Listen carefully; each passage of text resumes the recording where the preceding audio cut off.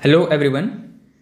CGPSC और व्यापम के लिए Indian geography through mapping video series का ये हमारा 21वां वीडियो है। आज के इस वीडियो में हम मध्य प्रदेश, छत्तीसगढ़ और उड़ीसा राज्य से संबंधित महत्वपूर्ण स्थलों की चर्चा करने वाले हैं। अपने पिछले वीडियोस में हम जम्मू कश्मीर, लद्दाख, यूनियन टेरिटरी से लेकर के मध्य भारत के गुजरात, राजस्थान, यूपी, बिहार, इन सब राज्यों की चर्चा कर चुके हैं। साथ ही हमने नॉर्थ ईस्ट के सभी राज्यों को भी कवर किया है। आज हम अपनी चर्चा मध्य प्रदेश राज्य के महत्वपूर्ण स्थलों से शुरू करने वाले हैं। कोई भी राज्य, एक तो हम ये देखते हैं कि कितने राज्यों से घिरा हुआ है और दूसरा उसकी राजधानी क्या है। तो मध्य प्रदेश की राजधानी तो आप सभी को पता है, क्या है? भोपाल। मध्य प्रदेश किन राज्यों से घिरा हुआ है?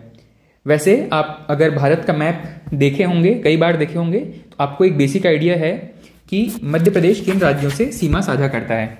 तो सबसे पहले यहाँ पे राजस्थान हो गया, इसके बाद में महाराष्ट्र, अगला है उत्तर प्रदेश, उसके बाद में छत्तीसगढ़।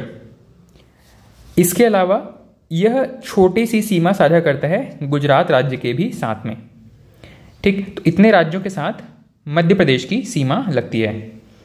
अब हम सीधा देखते चलते हैं कि कौन कौन से इंपॉर्टेंट लोकेशन हैं राज्य के अंतर्गत।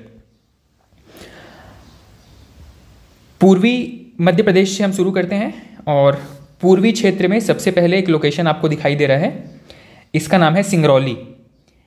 सिंगरौली अपने कोयला क्षेत्र के लिए प्रसिद्ध है। यहाँ पे कोयले की सबसे मोटी परत पाई जाती है। पूरे भारत भर में अलग अलग जो क्षेत्र हैं जहाँ पे कोयला पाया जाता है, उसमें से सबसे मोटा परत, या यूं कहें कि सबसे बड़ी चट्टानें, कोयले की सबसे बड़ी चट्टानें इसी सिंगरौली क्षेत्र से प्राप्त होती हैं। ठीक है, यह पूरा क्षेत्र जो है वो छोटा नागपुर प्लेटू के अंतर्गत आता है और इसी वजह से इस पूरे क्षेत्र में कोयले की बहुत सारी खदानें हैं। कुछ छत्तीसगढ़ में है, कुछ बिहार में है, यूपी, इसके अलावा दक्षिणी यूपी में है, झारखंड में है और पूर्वी मध्य प्रदेश में भी हैं। ठीक है, तो सिंगरौली कोयला खान के लिए प्रसिद्ध है, कोयला उद्योग के लिए प्रसिद्ध है। इसके जस्ट दक्षिण में आप देखेंगे तो एक लोकेशन है संजय गांधी नेशनल पार्क। असल में यह जो लोकेशन है छत्तीसगढ़ और मध्य प्रदेश दोनों राज्यों के बीच में स्थित है। इसका जितना क्षेत्र मध्य प्रदेश के अंतर्गत आता है इसे हम संजय गांधी नेशनल पार्क के नाम से जानते हैं, और जो हिस्सा छत्तीसगढ़ राज्य के अंतर्गत आता है इसको हम गुरु घासीदास राष्ट्रीय उद्यान के नाम से भी जानते हैं। ठीक है, तो संजय गांधी नेशनल पार्क मध्य प्रदेश में है और इसी का जो हिस्सा छत्तीसगढ़ में है उसको गुरु घासीदास राष्ट्रीय उद्यान के नाम से जानते हैं।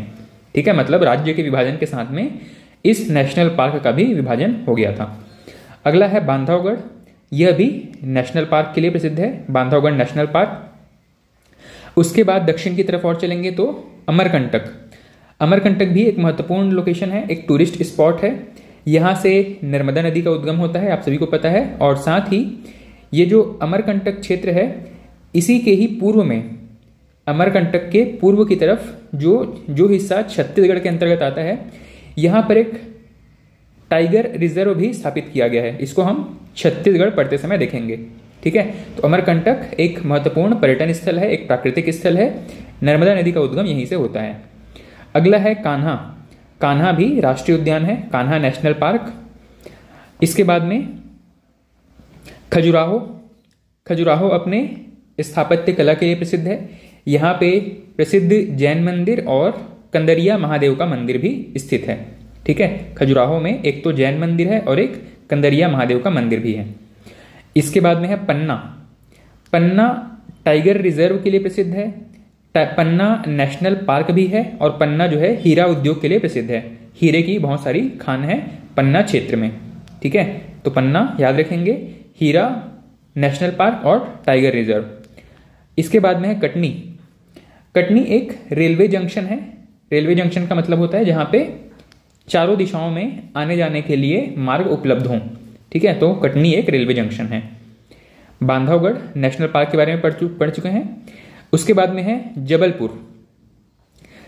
जबलपुर यहाँ पे मध्य प्रदेश का हाई कोर्ट भी है और यहाँ पे भारतीय सेना के लिए हथियारों की मैन्युफैक्चरिंग भी होती है।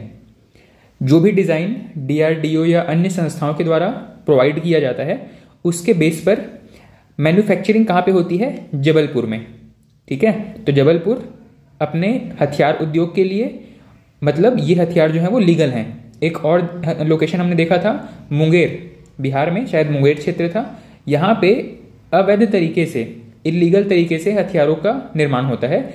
ये जो जबलपुर है यहाँ पे वैलिड तरीके से या लीगल तरीके से, और विशेष करके सेना के लिए, बिक्री के लिए नहीं, सेना के लिए हथियारों का उत्पादन होता है। इसके अलावा हाईकोर्ट भी यहीं पर है।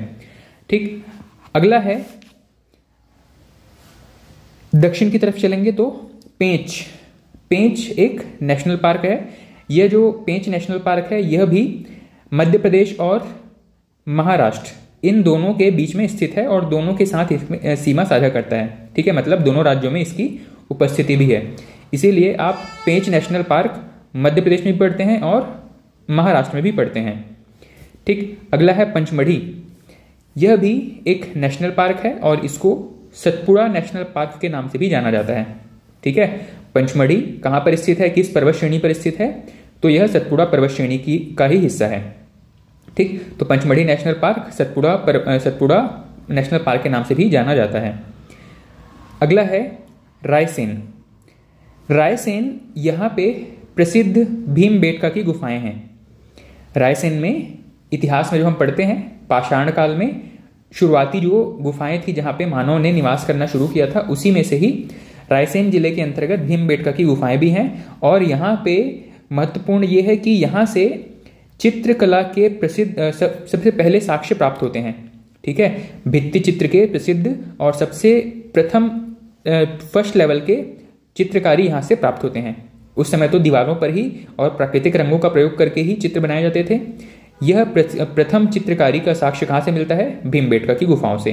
ठीक है, कहाँ पे है? रायसेन जिले में है। इसके बाद में भोपाल। भोपाल के बारे में मैंने बताया कि यह राजधानी है। राजधानी के अलावा क्यों प्रसिद्ध है? भोपाल गैस त्रासदी, यह इतिहास में एक महत्वपूर्ण घटना रही है। मतलब 1984 में यह घटना घटित हुई थी, जिसमें कि एक उद्योग में एक रासायनिक गैस जो कि जानलेवा गैस थी, इसका रिसाव हो गया और बहुत सारे लोग मारे गए थे भोपाल में। ठीक है, तो भोपाल गैस त्रासदी कब हुई थी? 1984 में एक उद्योग में, एक इंडस्ट्रियल एरिया में काफ़ी जहरीली गैस का रिसाव हो गया था और वह गैस का नाम था मिथाइल आइसोसाइनाइड। ठीक है, मिथाइल आइसोसाइनाइड गैस का रिसाव हुआ था भोपाल में, जिसको कि हम भोपाल गैस त्रासदी के नाम से जानते हैं। नेक्स्ट है सांची। सांची अपने बौद्ध स्तूपों के लिए प्रसिद्ध है और महत्वपूर्ण यह है कि बौद्ध स्तूप तो भारत में बहुत सारे जगहों पे पाए जाते हैं, लेकिन भारत का सबसे बड़ा बौद्ध स्तूप कहाँ पे है? तो वह है सांची में। ठीक है, तो सांची का बौद्ध स्तूप भारत का सबसे बड़ा बौद्ध स्तूप है। अगला है होशंगाबाद। होशंगाबाद अपने करेंसी पेपर्स के मैन्युफैक्चरिंग के लिए प्रसिद्ध है। हम जो करेंसी नोट्स यूज़ करते हैं, ठीक है, 10, 20, 50, 100, 2000, ये जो सारे नोट बनाने के लिए जो पेपर है वो कहाँ पे बनाया जाता है? ये पेपर बनाया जाता है होशंगाबाद में।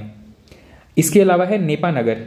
नेपानगर भी कागज उद्योग के लिए प्रसिद्ध है, लेकिन यह अखबारी कागज, मतलब जिसपे न्यूज़ प्रिंट होते हैं, न्यूज़पेपर्स के लिए जो यूज़ होता है वो कागज बनाया जाता है नेपानगर में। अगला है इंदौर। इंदौर भारत में सबसे स्वच्छ शहर के नाम से इसको पिछले कई सालों से पुरस्कार प्राप्त हो रहा है। ठीक है, तो इंदौर जो है भारत का सबसे स्वच्छ शहर है। अगला है महू। महू क्यों प्रसिद्ध है? यह ब्रिटिशर्स के टाइम में इसका नाम रखा गया था मिलिट्री हेडक्वार्टर ऑफ वॉर, तब से इसको शॉर्ट में महू कहा जाता है और अब तो लोग इसको महू कह देते हैं। ठीक है, महू या महू।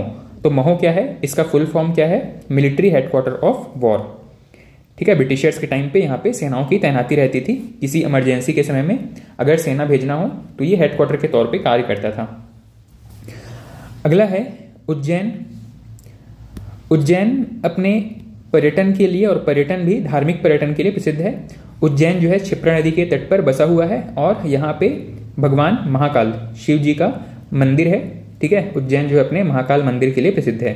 साथ ही क्षिप्रा नदी के तट पर बसा हुआ है। यह प्रश्न कई बार पूछा गया है। उज्जैन किस नदी के तट पर बसा है? क्षिप्रा नदी के तट पर बसा हुआ है। साथ ही भगवान महाकाल का मंदिर है। नेक्स्ट है बीना। बीना यहां पे रिफाइनरी उद्योग स्थापित है। रिफाइनरी का मतलब है कि जहां पे क्रूड ऑयल को प्रोसेस किया जाता है जिससे कि पेट्रोल, डीजल, केरोसिन ऑयल और अन्य जो पेट्रोलियम पदार्थ हैं, पेट्रोलियम के प्रोडक्ट हैं, वो बनाए जाते हैं, उनको कहा जाता है रिफाइनरी। अब बीना के आसपास आप देखेंगे कि पेट्रोलियम या क्रूड ऑयल का उत्पादन नहीं होता है। क्रूड ऑयल यहां पे इंपोर्ट करके उसके बाद में इस क्षेत्र में उसे प्रोसेस किया जाता है।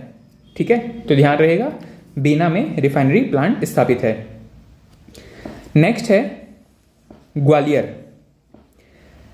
ग्वालियर को तानसेन जी के जन्मभूमि के नाम से भी जाना जाता है। तानसेन शहर के नाम से भी प्रसिद्ध है।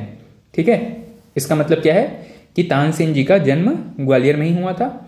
और तानसेन कौन है? तो ये एक संगीत सम्राट हैं। ठीक है, संगीत के बहुत प्रसिद्ध व्यक्ति रहे हैं इतिहास में। ठीक, तो तानसेन जी का जन्म कहाँ हुआ है? ग्वालियर में। ग्वालियर को संगीत के वजह से प्रसिद्धि है पूरे देश में। इसके अलावा इस क्षेत्र से इतने सारे संगीतज्ञ निकले हैं कि एक नया घराना ही चल पड़ा है, एक नया विधा चल पड़ा है। इसको कहा जाता है ग्वालियर घराना। ठीक है, संगीत की विधाएं जो है वो क्षेत्र के हिसाब से कई नामों से जानी जाती है। इसी तरीके से यहां पे जो संगीत की एक विधा चल पड़ी है इसको कहा जाता है ग्वालियर घराना। ठीक, इसके अलावा ग्वालियर एक और वजह से प्रसिद्ध है। यहां के एक राजा हुए हैं, इनका नाम है राजा गंगाधर राव। राजा गंगाधर राव, इनका विवाह हुआ था किनके साथ में? रानी लक्ष्मीबाई के साथ में। लक्ष्मीबाई के बचपन का नाम था मनुबाई, और जब राजा गंगाधर राव के साथ उनका विवाह हुआ तब इनका नाम चेंज किया गया और इनका नाम पड़ा लक्ष्मीबाई। ठीक है, तो झांसी की रानी लक्ष्मीबाई, झांसी इस तरफ है यूपी में, और ये है ग्वालियर के राजा गंगाधर राव। ठीक है, इन दोनों का ही विवाह हुआ था। इसके बाद में दक्षिण की तरफ चलेंगे, ग्वालियर से दक्षिण की तरफ, तो यहाँ पे एक लोकेशन हमको दिखाई दे रहा है महादेव। असल में ये महादेव नहीं है, ये आप देखोगे कि मध्य प्रदेश की ऑफिशियल वेबसाइट में तो आपको एक लोकेशन मिलता है इसी क्षेत्र में, माधव नेशनल पार्क। ठीक है, शायद ये एटलस में मिसप्रिंट हुआ है, या तो हो सकता है कि उसी नाम से और जाना जाता होगा, लेकिन ऑफिशियली वेबसाइट में इसको कहा गया है माधव नेशनल पार्क। ठीक है, तो इस क्षेत्र में जहां पे महादेव लिखा गया है, असल में उस क्षेत्र पे स्थित है माधव नेशनल पार्क। ठीक, तो ये जो क्षेत्र है माधव नेशनल पार्क के लिए प्रसिद्ध है। ग्वालियर हो गया, माधव नेशनल पार्क हो गया। इसके अलावा मध्य प्रदेश की सभी महत्वपूर्ण स्थलों की चर्चा कर चुके हैं। बीना नेशनल पार्क हो गया, कटनी भी कंप्लीट कर चुके। इसके अलावा पन्ना हीरा के लिए नेशनल पार्क के लिए प्रसिद्ध है, खजुराहो भी जान चुके हैं हम। ठीक, तो इतने महत्वपूर्ण लोकेशंस थे मध्य प्रदेश में जिनके बारे में हमने चर्चा कंप्लीट किया है। सिंगरौली ये सब कंप्लीट हो चुका है। अमरकंटक नर्मदा नदी के लिए प्रसिद्ध है। ठीक है, तो जितने भी चीज़ें मैं हाईलाइट किया हूँ सब कंप्लीट हो चुका है। अब हम चलते हैं छत्तीसगढ़ की तरफ। मध्य प्रदेश से लगा हुआ, उसी से ही अलग हुआ एक नया राज्य है छत्तीसगढ़। इसमें जो महत्वपूर्ण स्थल हैं इनको हम एक एक करके देखते चलेंगे। वैसे छत्तीसगढ़ के जो अभ्यर्थी हैं, जो छत्तीसगढ़ के ही परीक्षाएं देने वाले हैं, वे तो छत्तीसगढ़ के लगभग सभी लोकेशंस को भली भांति जानते हैं, उनके बारे में डिटेल से अध्ययन करते हैं। ठीक है, चाहे वो भौगोलिक रूप से हो, सांस्कृतिक रूप से हो, ऊर्जा दृष्टिकोण से हो, शिक्षा की वजह से हो, तो हर एक फील्ड में जहां जहां पे महत्वपूर्ण लोकेशन है उन सभी की हम चर्चा ऑलरेडी अपने छत्तीसगढ़ के ज्योग्राफी हिस्ट्री वाले क्लासेस में कर चुके होते हैं। ठीक, फिर भी हम कुछ लोकेशंस को ही औपचारिक रूप से, कि हमने छत्तीसगढ़ के बारे में भी पढ़ा है, यह औपचारिकता पूरी करने के लिए हम कुछ लोकेशंस को देख लेते हैं। जैसे कि कुछ महत्वपूर्ण सिटी के नाम आपको पता है, जैसे कि एक है बिलासपुर, इसके अलावा रायपुर, दुर्ग हो गया, भिलाई हो गया।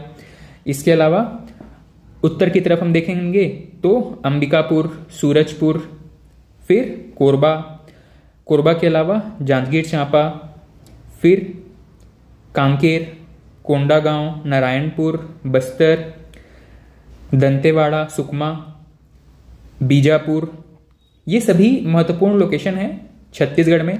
चाहे नेचुरल रीजन से हों, चाहे औद्योगिक दृष्टिकोण से हों, चाहे एक घनी बसाहट वाले सिटी के रूप में हों, तो किसी न किसी वजह से ये सभी महत्वपूर्ण हैं। ठीक, अब हम इनमें से कुछ गिने चुने लोकेशंस के बारे में बात करेंगे।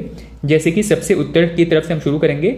ये लोकेशन कोरिया क्षेत्र के अंतर्गत आता है और इस क्षेत्र को कहा जाता है गुरु घासीदास राष्ट्रीय उद्यान।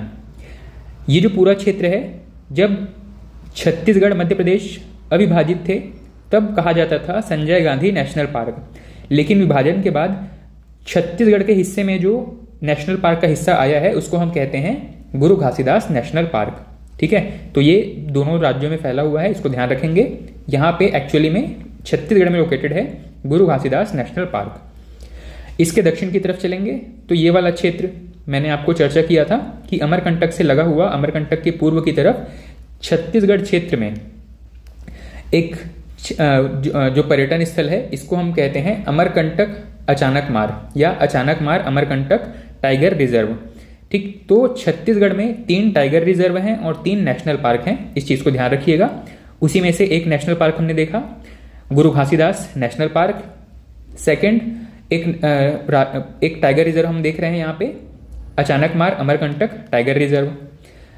ऐसा ही जो दूसरा नेशनल पार्क है यहाँ पे है इंद्रावती नेशनल पार्क, और तीसरा नेशनल पार्क है कांगेर घाटी नेशनल पार्क बस्तर जिले में। ठीक है, इंद्रावती बीजापुर में और कांगेर घाटी बस्तर में। ये तो 3 नेशनल पार्क हो गए। ठीक, इसके अलावा टाइगर रिजर्व कौन कौन से हैं? तो एक टाइगर रिजर्व है अचानक मार अमरकंटक टाइगर रिजर्व, दूसरा है यहीं पे इंद्रावती में ही टाइगर रिजर्व भी है, इंद्रावती नेशनल पार्क भी है और इंद्रावती टाइगर रिजर्व भी है। ठीक, तीसरा है सीता नदी, उदंती सीता नदी, यहाँ पे एक टाइगर रिजर्व है, इसको कहा जाता है उदंती सीता नदी टाइगर रिजर्व या सीता नदी टाइगर रिजर्व। ठीक है, तो ये 3 लोकेशंस हमने देखा, 3 लोकेशन है, 3 नेशनल पार्क और 3 टाइगर रिजर्व। इसके अलावा जो महत्वपूर्ण सिटी है जैसे कि कोरबा जिला एल्युमिनियम उद्योग के लिए प्रसिद्ध है, साथ ही छत्तीसगढ़ की विद्युत राजधानी भी कहा जाता है, यहाँ पे सबसे ज़्यादा इलेक्ट्रिसिटी का प्रोडक्शन होता है। अगला है बिलासपुर में छत्तीसगढ़ का हाईकोर्ट है और साथ ही यह रेलवे जोन का मुख्यालय भी है। कौन से रेलवे जोन का? साउथ ईस्ट सेंट्रल रेलवे का। ठीक है, इसके बाद में दुर्ग, भिलाई, रायपुर, ये सभी महत्वपूर्ण स्थल हैं। रायपुर अपने राजधानी के लिए प्रसिद्ध है। छत्तीसगढ़ की राजधानी कौन सी है? रायपुर। भिलाई को छत्तीसगढ़ की शिक्षा राजधानी कहा जाता है। ठीक है, इसके अलावा दुर्ग हो गया, कांकेर हो गया, ये सभी महत्वपूर्ण क्षेत्र हैं। दल्ली राजरा लौह अयस्क के लिए प्रसिद्ध है। इस प्रकार से छत्तीसगढ़ में हम डिटेल में अध्ययन करते हैं जब हम केवल छत्तीसगढ़ विषय की ही चर्चा कर रहे होते हैं और छत्तीसगढ़ का भूगोल पढ़ रहे होते हैं। ठीक है, तो औपचारिक रूप से इतने महत्वपूर्ण क्षेत्र हैं। ये जो पूरा का पूरा दक्षिण छत्तीसगढ़ है, जिसको कि हम दंडकारण्य पठार भी कहते हैं, यह पूरा क्षेत्र खनिज संपदा से समृद्ध क्षेत्र है। साथ ही यहाँ पे वन संपदा भी बहुत ज्यादा है। ठीक है, तो इस पूरे क्षेत्र में खनिज संसाधन साथ ही वन संसाधन प्रचुर मात्रा में है। नेक्स्ट हम देखते हैं उड़ीसा राज्य के बारे में। उड़ीसा राज्य के बारे में भी बहुत ज्यादा स्थल नहीं है। जिस प्रकार से महाराष्ट्र में बहुत सारे स्थल थे, उतने स्थल यहाँ पे भी नहीं है। सबसे पहले उत्तर की तरफ से हम देखेंगे, एक लोकेशन है आप यहाँ पे आपको दिखाई दे रहा है राउरकेला। राउरकेला स्टील उद्योग के लिए प्रसिद्ध है। राउरकेला स्टील इंडस्ट्री कहाँ पे है? उड़ीसा में। नेक्स्ट है संबलपुर, यहाँ पे महानदी के ऊपर एक डैम बना हुआ है जो कि भारत का सबसे लंबा डैम है। इसका नाम क्या है? हीराकुंड बांध। अगला है सिमलीपाल नेशनल पार्क के वजह से प्रसिद्ध है। अगला है चांदीपुर, यहां से मिसाइल का परीक्षण किया जाता है। ठीक है, चांदीपुर महत्वपूर्ण लोकेशन है। चांदीपुर यहीं पे एक द्वीप है। असल में ये जो पूरा क्षेत्र है चांदीपुर क्षेत्र, यहीं पे एक द्वीप है, इसका नाम है अब्दुल कलाम द्वीप। पहले इस द्वीप का नाम था व्हीलर द्वीप। क्या नाम था इसका? व्हीलर, व्हील पढ़ते हैं, व्हील चक्का, व्हीलर द्वीप। पहले इस द्वीप को व्हीलर द्वीप कहा जाता था, बाद में इसका नाम परिवर्तित करके अब्दुल कलाम द्वीप कर दिया गया। ठीक है, किस क्षेत्र में है? चांदीपुर क्षेत्र में है। ये पूरा क्षेत्र चांदीपुर के नाम से जाना जाता है और यहीं चांदीपुर में कौन सा लोकेशन है? अब्दुल कलाम द्वीप। ठीक, मिसाइल परीक्षण के लिए प्रसिद्ध है। अगला है भीतरकनिका। भीतरकनिका यहाँ पे कछुओं के नेस्टिंग या कछुओं के प्रजनन के लिए प्रसिद्ध है ये क्षेत्र। ठीक है, तो भीतरकनिका टर्टल या यूं कहे कि एशियन टर्टल के लिए प्रसिद्ध है भीतरकनिका। ठीक, इसको गहिरमाथा के नाम से भी जाना जाता है। अगला है कोणार्क। कोणार्क अपने सूर्य मंदिर के लिए प्रसिद्ध है। उसके बाद में है पुरी, भगवान जगन्नाथ के मंदिर के लिए प्रसिद्ध है और साथ ही पूर्व की तरफ जो एक मठ स्थापित किया गया था आदि शंकराचार्य जी के द्वारा, गोवर्धन पीठ। ठीक है, गोवर्धन पीठ कहाँ पे है? पुरी में ही। तो पुरी दो वजह से प्रसिद्ध है, एक तो जगन्नाथ मंदिर के लिए और गोवर्धन पीठ के लिए। ठीक, इसके बाद में यहीं पे पुरी से थोड़ी दूरी पर एक लोकेशन है, इसका नाम है चिल्का झील। चिल्का झील क्यों प्रसिद्ध है? झील वाले टॉपिक में हमने ऑलरेडी इसके बारे में पढ़ा हुआ है। चिल्का झील भारत की सबसे बड़ी खारे पानी की झील है और साथ ही इसका स्ट्रक्चर कैसा है, किस प्रकार का संरचना बनाता है? यह एक लैगून लेक है। लैगून लेक के बारे में मैंने आपको बताया था कि जो सीमा होती है, जो सीमा क्षेत्र है, वहां पे अगर समुद्र का जल जो है वो अंदर की तरफ चला जाता है, प्रवेश कर जाता है, उस प्रकार जो झील निर्मित होती है इसको कहा जाता है लैगून झील। इसी प्रकार का लैगून झील कहाँ पे है? उड़ीसा में, और सबसे बड़ा झील है यह, इसका नाम है चिल्का झील और खारे पानी की सबसे बड़ी झील है पूरे भारत में। नेक्स्ट है भुवनेश्वर। भुवनेश्वर यह उड़ीसा की राजधानी है। ठीक है, और यहाँ पे एक प्रसिद्ध मंदिर है, इसको हम कहते हैं लिंगराज मंदिर। किस क्षेत्र में है? भुवनेश्वर क्षेत्र में। इसके बाद में एक लोकेशन है यहाँ पे कटक। कटक जो है वो दो चीज़ों के लिए प्रसिद्ध है। एक तो यहाँ पे भारत का चावल अनुसंधान केंद्र भी है, दूसरा है सुभाष चंद्र बोस जी की जन्मस्थली। ठीक है, तो कटक जो है वो दो वजह से प्रसिद्ध है, भारतीय चावल अनुसंधान केंद्र के लिए और दूसरा सुभाष चंद्र बोस जी का जन्मस्थली। नेक्स्ट है कोरापुट। कोरापुट अपने एल्युमिनियम उद्योग के लिए प्रसिद्ध है। ठीक है, तो इतने महत्वपूर्ण लोकेशंस थे उड़ीसा में जिनके बारे में हम चर्चा कर चुके हैं। कौन कौन से थे एक बार मैं फिर से रिवाइज कर देता हूँ। राउरकेला स्टील उद्योग के लिए प्रसिद्ध है, संबलपुर हीराकुंड बांध के लिए प्रसिद्ध है, इसके बाद में भुवनेश्वर लिंगराज मंदिर, कटक चावल अनुसंधान केंद्र और सुभाष चंद्र बोस जी की जन्मस्थली के रूप में, कोणार्क सूर्य मंदिर, पुरी जगन्नाथ मंदिर, चिल्का झील के लिए प्रसिद्ध है, भीतरकनिका टर्टल या कछुओं के प्रजनन के लिए प्रसिद्ध है, चांदीपुर या चांदीपुर में ही एक आइलैंड है, इसको कहा जाता है अब्दुल कलाम द्वीप। ये जो चांदीपुर में है अब्दुल कलाम द्वीप मिसाइल परीक्षण के लिए प्रसिद्ध है, सिमलीपाल नेशनल पार्क है।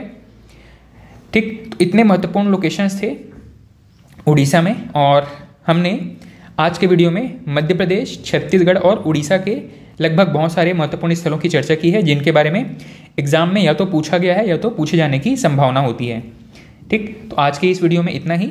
नेक्स्ट वीडियो में हम महाराष्ट्र और इसके नीचे जो भी राज्य बचे हुए हैं हमारे, इन सभी की चर्चा करेंगे और संभवतः आगे 2 वीडियोस में या 2 से 3 वीडियोस में यह पूरी सीरीज कंप्लीट हो जाएगी। ठीक है, तो आज के इस वीडियो में इतना ही। Thank you.